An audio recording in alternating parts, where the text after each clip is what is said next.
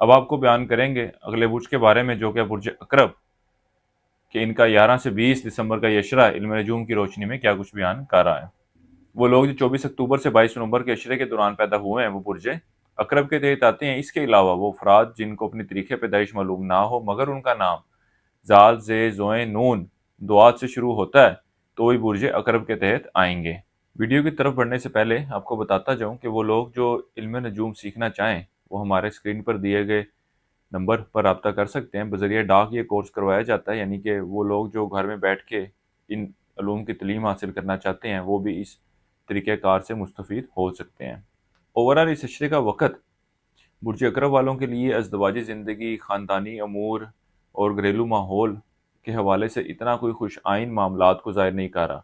آپ اور آپ کا شریک حیات دونوں ان معاملات کو بہتر کرنے کے حوالے سے کوئی خاص جدوجہد یا کوششیں کرتے ہوئے دکھائی نہیں دیتے، اور جس کے نتیجے میں آپ کے آپسی تعلقات جو ہیں وہ کافی شدت اختیار کرتے ہوئے نظر آتے ہیں اور معاملات جو ہیں وہ کئی ایک بڑی خرابی کی شکل لیتے ہوئے نظر آ رہے ہیں۔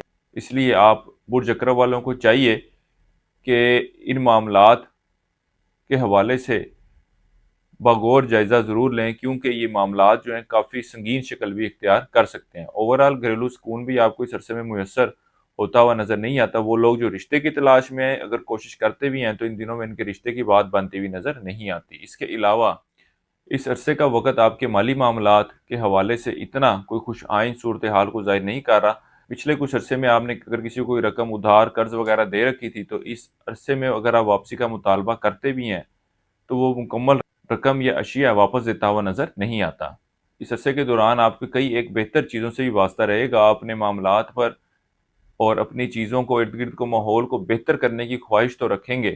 اس کے علاوہ اس عرصے کا وقت ملازمت پیشہ افراد کے لیے بھی کئی ایک معاملات میں بہتری کو ظاہر کرے گا۔ یہ اپنے دفتری امور میں دفتری معاملات کو بہتر شکل دینے کے حوالے سے کوشاں رہیں گے۔ خاص طور پر اس عشرے کا آغاز ان معاملات کے حوالے سے بہتر رہنے والا ہے۔ اس کے علاوہ اس عشرے کا وقت آپ کی صحت کے معاملات کے حوالے سے بھی مثبت چیزوں کی نشاندہی کر رہا ہے۔ وہ افراد جو طوالت بیماری کا شکار ہیں اس عشرے کے آغاز میں ان کی صحت اچھی رہے گی، لیکن اس عشرے کے آخری ایام میں ان کو اپنی صحت کے حوالے سے کچھ احتیاط برتنے کی ضرورت ہے۔ اس کے علاوہ ان دنوں میں آپ اپنے اولاد کے معاملات کی طرف بھی خاصی توجہ دیتے ہوئے نظر آ رہے ہیں۔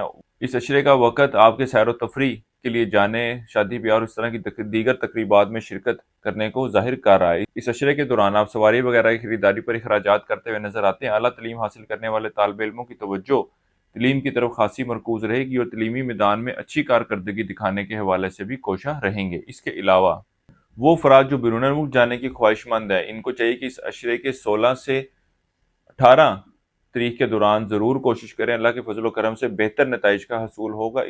اسی طرح وہ لوگ جو بیرون ملک سفر کے لیے اپلائی کرنا چاہتے ہیں، انٹرویو دینا چاہتے ہیں، ان کو بھی چاہیے کہ ان طریقوں کا انتخاب کریں۔ اللہ کے فضل و کرم سے بہتر نتائج کا حصول ہوگا۔ کاروباری صورتحال کی بات کی جائے تو کاروباری معاملات جو ہیں اونچ نیچ کے ساتھ کوئی خاص بہتری کو ظاہر نہیں کر رہے۔ آپ ان خراب معاملات کو کسی بھی صورتحال میں اپنے قابو میں لانے میں کامیاب ہوتے ہوئے نظر نہیں آ رہے۔ یار دوستوں کے ساتھ کوئی کام یا امیدیں وابستہ کر رکھی تھی تو وہ بھی اس عشرے کے دوران پوری ہوتی ہوئی نظر نہیں آ رہی۔